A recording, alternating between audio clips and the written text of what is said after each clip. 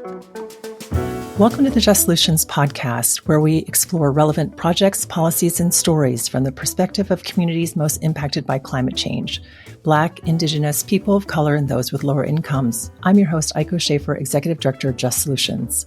In today's episode, we'll explore the work of the Environmental Protection Agency around environmental justice and civil rights.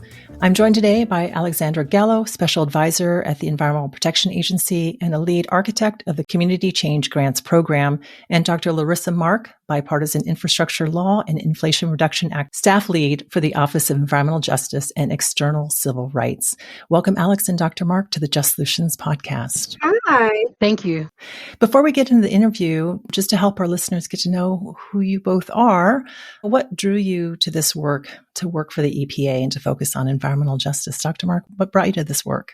As I matriculated through my career, I received my master's and my PhD all in Virginia, and I worked both not-for-profits and for state government, where I really focused on equities, making sure and enhancing equities amongst people. And so when I was at the Virginia Department of Transportation, we very recently in 2020 established an environmental justice definition, and that really sparked change in the state agencies to start memorializing and encapsulating what environmental justice meant on a state level. And so I've enjoyed the work. I've been working hard to expand the mission ever since. And Alex, what drew you to this work? I've always been interested at the intersection of different issues between the environment, the climate, and how people live, breathe, and how that impacts or limits our ability to thrive. I worked for several years with the state of California, the California Strategic Growth Council, and specifically I was working on building out and implementing environmental justice initiatives within the state. And we saw a lot of successes as a result of that work. And so with the passage of the Inflation Reduction Act, I jumped at the opportunity to be able to take those lessons to the national level. And so that's what I get to do every day with Dr. Mark, really implementing huge aspects of the Inflation Reduction Act, all rooted within environmental justice. And more importantly, I wanted to build something from the ground up and do it right. Today, we're talking with the EPA about their funding of environmental justice communities and organizations and the progress of their recently launched program. This is our second conversation with the agency and are interested to know how things are going. So Alex and Dr. Mark, how are things going? Can you give us an overview of the progress EPA is making around environmental justice grants? So over the last few years, as you know from your previous conversation with Jacob Burney, we have made monumental amount of progress. And with the passage of the Inflation Reduction Act, it provided us a very historic opportunity to really engage and to realize environmental justice concerns that communities have dealt with for decades. So what we have been doing over the course of the last year, obviously 2 years, really investing in establishing programs, establishing engagement opportunities where communities can voice their concerns to us in OEJ ECR and really influence how programs are being developed. So from there, obviously, we've had several conversations with members of the community across the nation, including the territories, so the continental United States as well as territories. And what we've been able to do was to create several programs with the funding that we've received under the Inflation Reduction Act, but also to support and uplift those programs. So we've been able to establish technical assistance programs. That was a request from communities. And then, of course, we've been able to establish the CCG, the Community Change Grant Program, that has been well received and continues to gain momentum. Thanks, Dr. Mark. Yeah, we've made so much progress in really just over a year in terms of Inflation Reduction Act implementation. We've never seen funding like this before for environmental justice.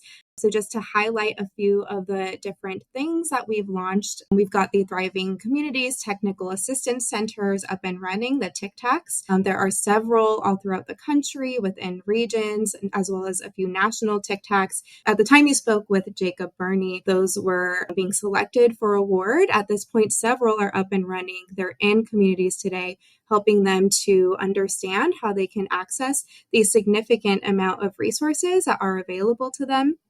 We've also selected the grant makers, which will be able to provide subgrants to several different community organizations and other types of entities so that they can implement meaningful planning priorities and other sort of environmental justice activities. And then, of course, I'm really excited about a huge funding opportunity, which we launched in November of 2023, the Community Change Grants Program. This is the single largest investment in environmental justice in history. And this funding is available to go directly to community-based nonprofit organizations. This funding is entirely to go to benefit disadvantaged communities, which surpasses a lot of the other funding commitments. Really unprecedented on so many levels. And as part of the engagement opportunities Dr. Mark had just mentioned, we're actually keeping this funding opportunity open until November of this year. So we're accepting applications on a rolling basis. I'll stop there for now, but we're really excited to launch this program. As you make these significant decisions, again, historic amounts of money for environmental justice within the EPA, what is your general approach to meet those objectives? I mean, how are you making decisions about ensuring that money lands in the communities in which we intend? So as mentioned, we really took an approach of relying heavily on external stakeholders to inform the direct design of these investments, most notably our largest one, which is the $2 billion Notice of Funding opportunity that we rolled out with in November of last year. So we took unprecedented levels when it came to our engagement approaches.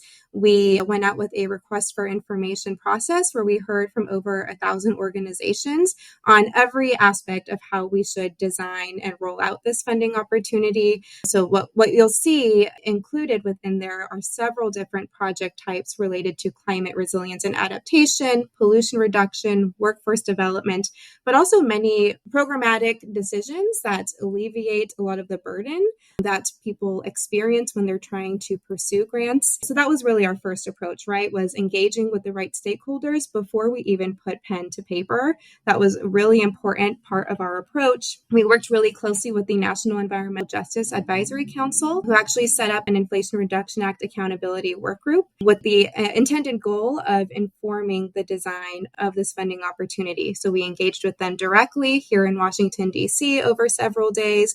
We reconvened in July in Puerto Rico, worked with them every step of the way. And then we did listening sessions for different types of communities who we felt were underrepresented through our previous effort, specifically southern border communities, tribes, disadvantaged unincorporated communities. So yeah, that was really the first big aspect of that. From there, we wanted to take a very cross-cutting approach because we wanted to design a program that could reflect the realities of people on the ground and how they live their everyday lives. So thankfully at EPA, we touch everything from land, air, water. And so we got to leverage all of that expertise across the agency and all of the EPA's regions to gain input.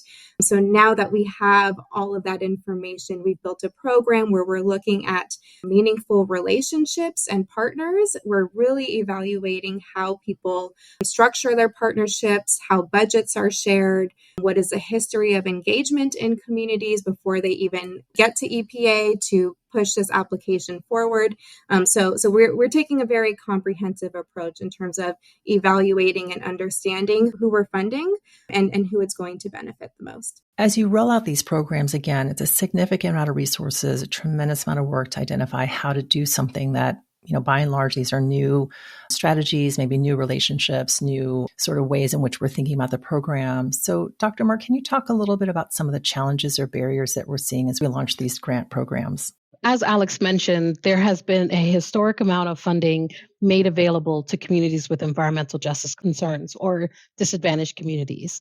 And so what we have heard is that it can be overwhelming for these communities, these community-based organizations, to really figure out what works for them, the funding allocations, the partnership requirements.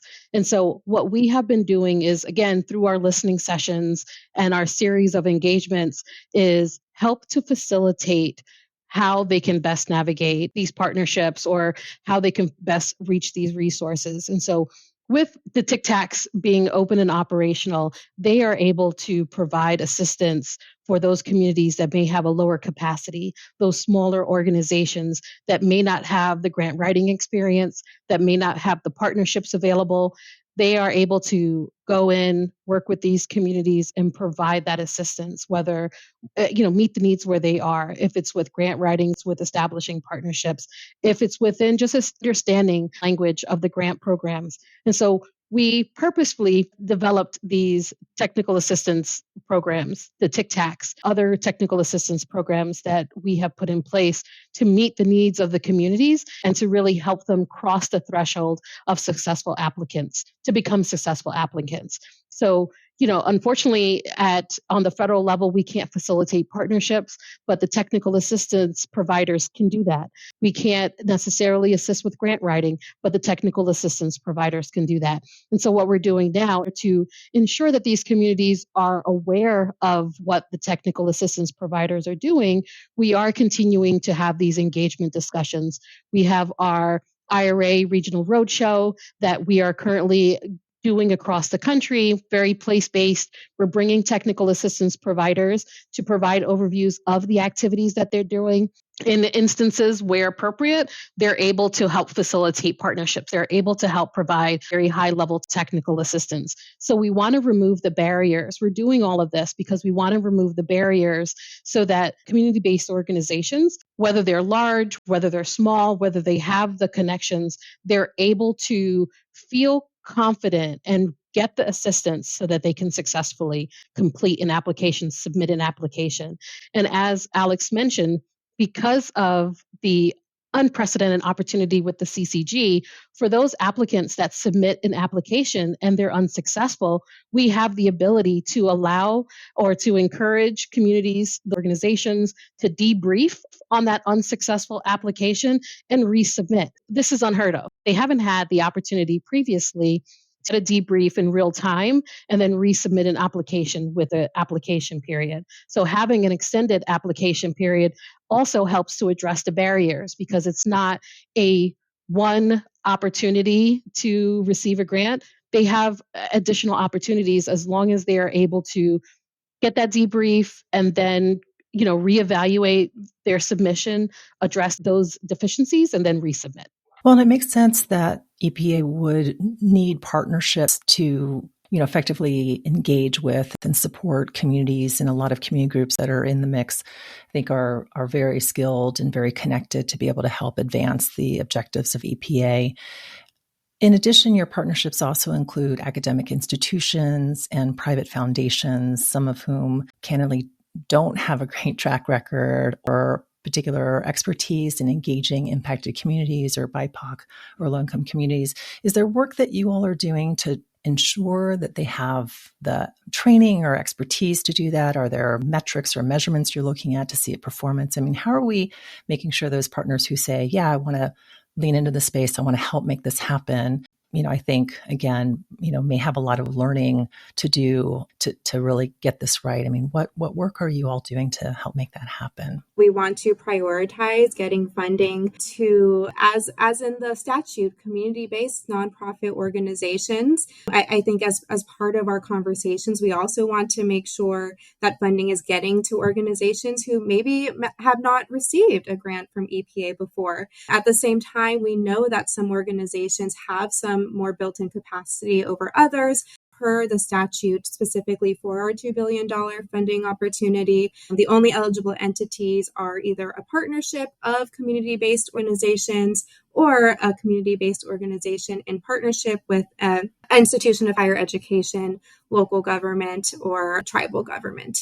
And so private entities are not included as part of that, although they can participate in other meaningful ways for sure. But as part of those conversations, we're looking at a number of things. We're making sure that there is a track record and history of those organizations who are applying, of working within that community before. We want to know that they have a history, a trusted relationship with the community that they seek to serve, and also that they have meaningfully identified pathways for continuing that engagement throughout implementation in a way that is community-centered. Specifically for the higher education institutions, we did institute a policy that caps the indirect cost rate that we will fund to those entities. So it won't get too much into the details because it can get a little nuanced, but that is a specific request and recommendation that came from our advisory groups and one that we've implemented. So yeah, we're thinking a lot about how to balance all of those different things, but ultimately we are not only prioritizing, but only funding applications that show the community is there, they're centered, these projects that we're funding are chosen by them, and that there's clear processes and history of them being involved in that selection process.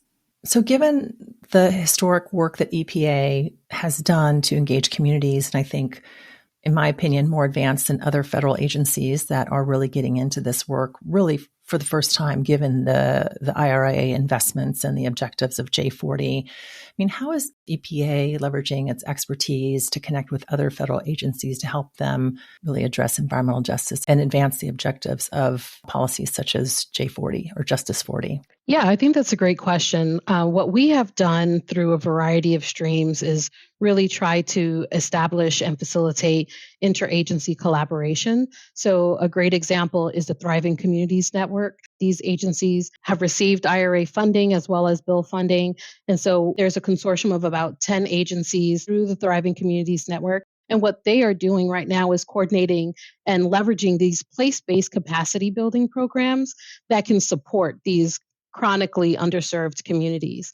And so what we're seeing and what we're developing in EPA and of course through this network is developing and sharing tools and resources to work to build capacity across these communities and ensuring that the TCTACs, as they are becoming operational, as they are operational again, they've opened their doors, they are now servicing community centers, making sure that they are working collaboratively, they're breaking down silos, they're breaking down barriers. So we're really hoping and we're really, we understand that communities are continuing to experience environmental justice concerns, and those concerns often deal with housing, transportation, climate, economic justice issues. So it's not just an EPA issue, it is a federal family issue. And so we are working collaboratively to ensure that these communities get their needs addressed, and we can work together to make sure that whether their issue is transportation or air quality or water quality,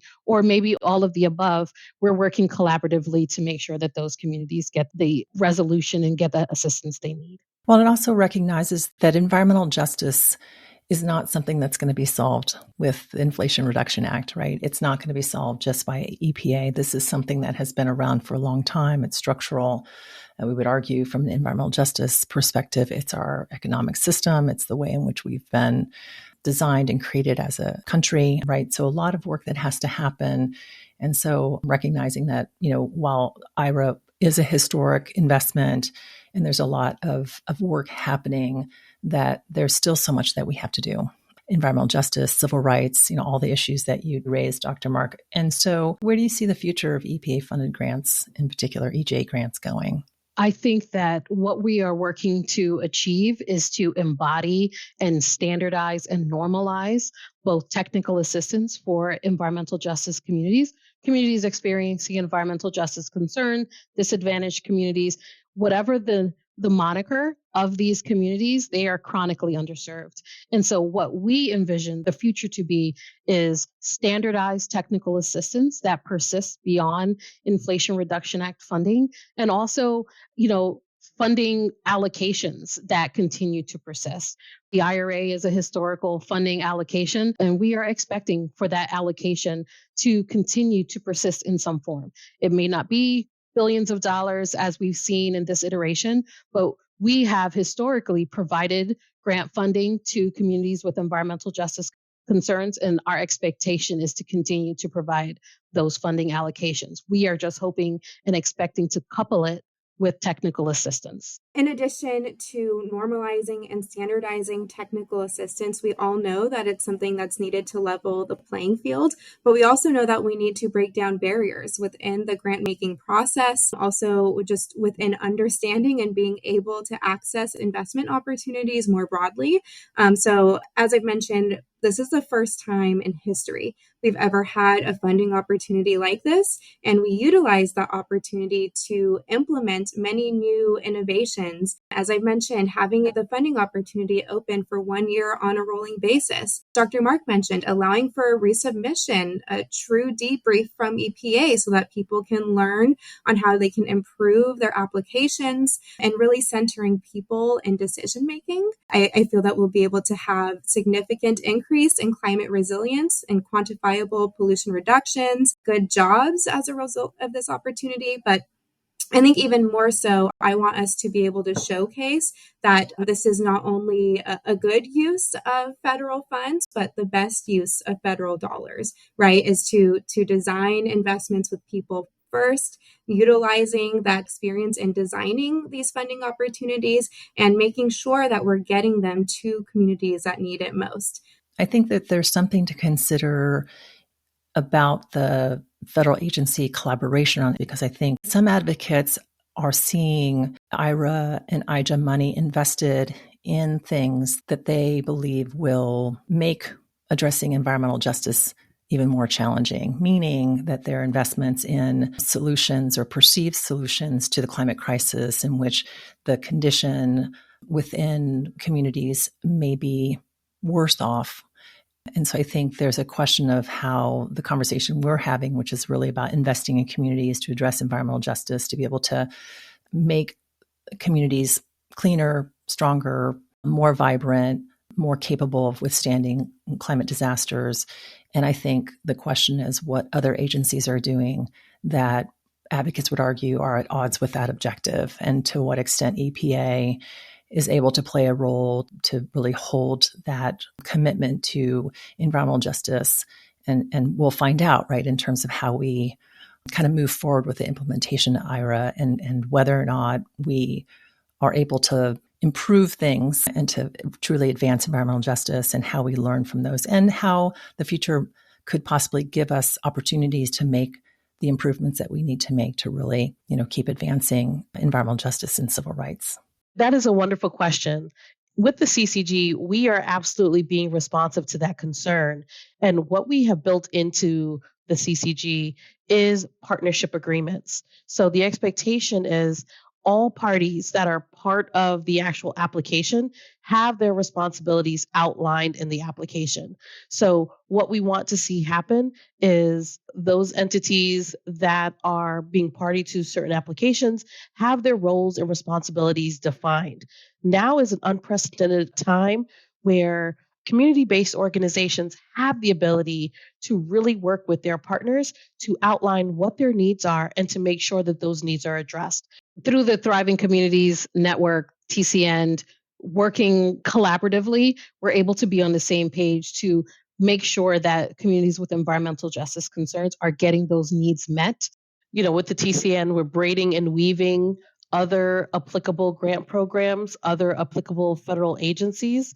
And what we are hoping to do is really, through the TCN, through grant makers, if you are unable to really utilize a large dollar grant, and finally, defining the partnerships in the CCG, community-based organizations should really be able to have their needs met in an unprecedented way so that they can make more resilient communities.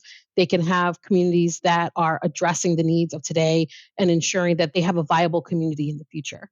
Well, and the future is so unknown right now federally, and I think there'll be a lot that we will learn through this work and the things that we are doing together in collaboration, in partnership, on the same page as a commitment to environmental justice. And we're all eager to see how this goes and how we can continue to advance environmental justice. So for listeners who are interested in applying for funding or receiving technical assistance or wanting to just learn more, what advice would you give to them? We have several opportunities to stay engaged with us. I'd love for Dr. Mark to actually touch on the roadshow opportunities that her and her team have been doing an amazing job with. But starting with the $2 billion funding opportunity, in addition to having a website with dedicated resources, we also have dedicated technical assistance providers who are building out their programs and capacity to be able to provide meaningful one-on-one technical assistance to actually help people pull together their applications. There's additional technical assistance opportunities specifically for communities who are disaster prone. So we've got a lot of opportunities generally to learn more about the program. My team has been putting on a variety of different webinars specifically for communities that have funding set-asides. So I'd love to highlight those actually, the disadvantaged unincorporated communities, including colonias, federally recognized tribes in Alaska, as well as U.S. territories and communities along the U.S.-Mexico border. We've got a separate set of resources for them. And then in the general spectrum of the Inflation Reduction Act, we've got a lot of recorded webinars, and we're always on the road and are always open to invitations from organizations to come and talk about our work. Dr. Mark? Yeah, thank you for that, Alex. And as Alex mentioned, in January of 2024, we launched our Inflation Reduction Act Regional Roadshow. That is a series of place-based events in disadvantaged communities or communities with environmental justice concerns. And what we do at those events is we provide an overview of funding opportunities. This is a partnership with OEJ-ECR and the Office of Air and Radiation, OAR. And so what we do during these events is we provide both funding opportunities that are coming out of OEJ-ECR and OAR, and then we provide an opportunity for the technical assistance providers, both the TCTACs and CCTA, that community change technical assistance provider, to have an opportunity to meet and greet with community members to provide an overview of the technical assistance opportunities that they offer. So offer and facilitate partnering and addressing TA concerns that they may have. So the point of these events is to continue to engage community members where they are on the needs that they have. So they have needs and concerns and questions about funding opportunities, and they have needs, concerns, and questions about technical assistance. And so we are providing an opportunity rather than them coming to us, for us to come to them. We're expecting the providers to continue to engage in these communities. We're expecting the regions to continue to engage with the technical providers to make sure that the communities who have these concerns, have these requests, are having actual responses, are having us meet their needs where they are so that they can feel confident to submit both for technical assistance and also for the grant programs.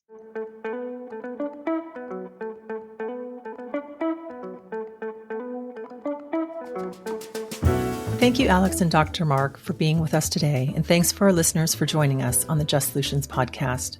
Special thanks to our producer, Taylor Ward, and our recording engineer and editor, Angel Batista. If you'd like to support our work to advance climate justice, please consider donating to Just Solutions on our website at justsolutionscollective.org. You can also follow us on Instagram, LinkedIn, Twitter, and Facebook for the latest updates. Together, we are driving community-created and equity-centered solutions to the climate crisis. We hope you'll join us for our next episode.